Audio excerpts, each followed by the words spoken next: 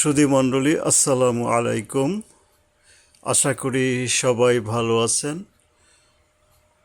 আপনাদের সকলকে AB YouTube চ্যানেলে স্বাগতম। ইতিপূর্বে আমি আরবি ভাষা শুদ্ধভাবে শেখার জন্য 5টি বিষয়ের উপর আলোচনা করেছিলাম। আজকে সেটি একটু সরাসরি ব্যবহার শেখানোর চেষ্টা করব। ধৈর্য ধরে বোঝার চেষ্টা করলে সহজেই আপনিও কোরআন তেলাওয়াত শুদ্ধভাবে শিখতে পারবেন। তো প্রথমতই আপনাকে 29টি অক্ষর শিখতে হবে, সে কথা আমি ইতিপূর্বে বলেছি। তো এরপরে যে হারকাতের কথা ইতিপূর্বে আমি বলেছি, সেই হারকাতের ব্যবহার সম্পর্কে একটু ধারণা আজকে জানাবো। প্রথমেই বলে রাখছি যে জবর, জের এবং পেশকে হারকাত বলে। জবর এবং পেশ অক্ষরের উপরে বসে এবং জের অক্ষরের নিচে বসে। তো একটু উদাহরণ দিয়ে শেখা যাক। যেমন আলিফ জবর আ, আপনারা চার্টে লক্ষ্য করছেন 1 নম্বরে আলিফের উপরে আমি যে একটা চিহ্ন দিছি জবর, ওইটা হলো হারকতের চিহ্ন।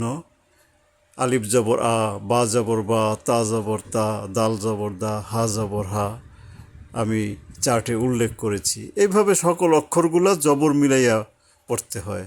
আবার যদি এরকম জের উচ্চারণ করি, আলিফ জের ই, বা জের বি,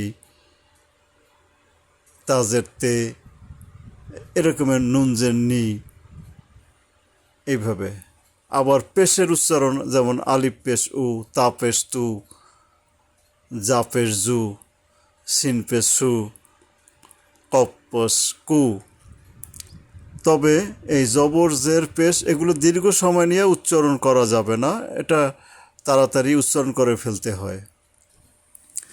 এরপরে আমরা তানবিনের কথা বলবো। 2 নম্বরে চার্টে লক্ষ্য করছেন, 2 নম্বরে তানবিন, অর্থাৎ 2 জবর ব্র্যাকেটে লক্ষ্য করছেন, 2 জবর, 2 জের এবং 2 পেশকে তানবিন বলে। আমি আর একবার বলছি, 2 জবর, 2 জের এবং 2 পেশকে তানবিন বলে। ইতিপূর্বে কি একটা জবর, একটা জের, একটা পেশ, যেটাকে আমরা হারকাত বলেছি। আর তানবিনে হলো কি এগুলোরই ডবল থাকতেছে, অর্থাৎ 2টা জবর, 2টা জের, 2টা পেশ থাকতেছে। তো পার্থক্য হচ্ছে তানবিনের ভিতরে নুন সাকিন লুকিয়ে থাকে, অর্থাৎ একটা অতিরিক্ত নুন সাকিন থাকে। তাই উচ্চারণটা কীরকম হবে, যেমন আলিফ 2 জবর আন, তা 2 জবর তান, এরকমের বা 2 জবর বান, র 2 জবর রন, এইভাবে আর কি। আবার যদি জের দিয়ে বলার চেষ্টা করি, সিন 2 জের সিন, বা 2 জের বেন, তা 2 জের তেন, জিম 2 জের জেন, এইরকম মিলাইয়া উচ্চারণ করতে হবে। আবার যদি পেশ দিয়ে বলি, আলিফ 2 পেশ উন, বা 2 পেশ বুন, তা 2 পেশ তুন, এভাবে। এরপরে আমরা সুকুন বা জজমের কথা বলবো।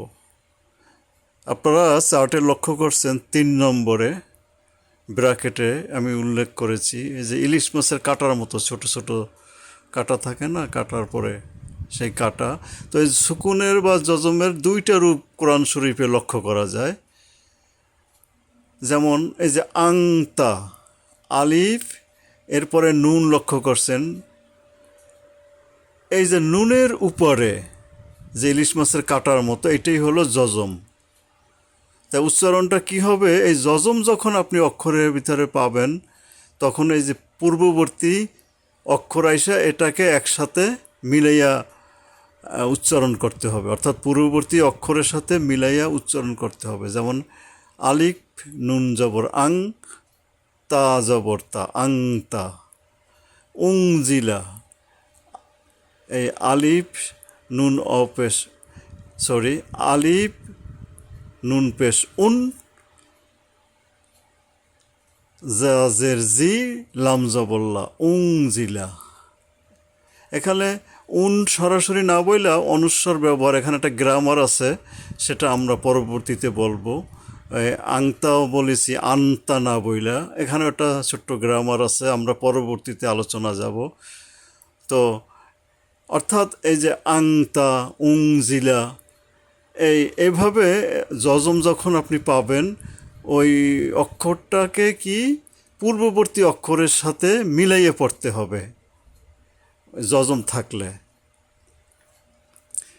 এরপরে দেখেন তাসদিদ 4 নম্বরে। তাসদিদের ব্যবহারটা হলো এরকমের, যেমন আমি এখানে 2টা শব্দ লিখেছি, রব্বুকা, তারপর ইন্নাহু। তাসদিদের চেহারাটা কেমন, ব্র্যাকেটে ওই যে বড় বড় যে নৌকা গ্রাফি থাকে, সেই গ্রাফির মতো, সে এই গ্রাফি বা মতো যে দেখতে, এটাই হলো তাসদিদ।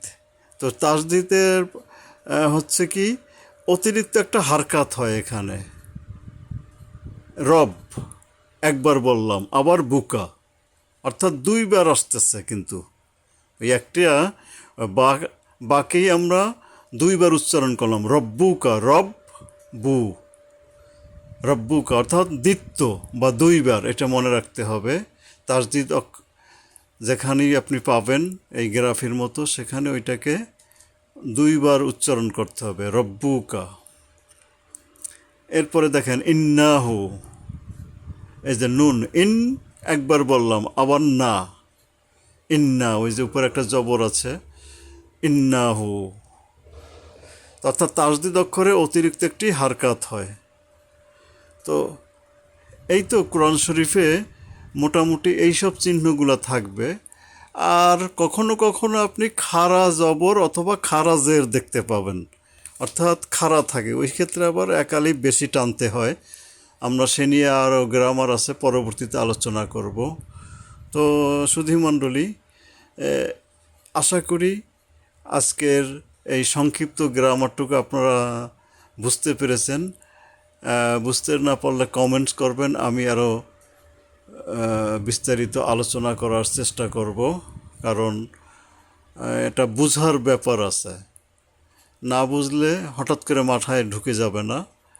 আর একবার বুঝে ফেললে আস্তে আস্তে দেখবেন চিরস্থায়ী হয়ে যাচ্ছে। আপনি সংক্ষেপে তখন এটা আর দিন দিন কষ্ট করতে হবে না। তো এই জন্য একবার ভালোভাবে বুঝে এবং মাঝে মাঝে প্র্যাকটিস করতে হয়। কোনো শিক্ষাই একবারে স্থায়িত্ব লাভ করে না, প্র্যাকটিসের একটা ব্যাপার রয়ে গেছে। তো সবাই ভালো থাকবেন, দোয়া করবেন। আল্লাহ হাফেজ।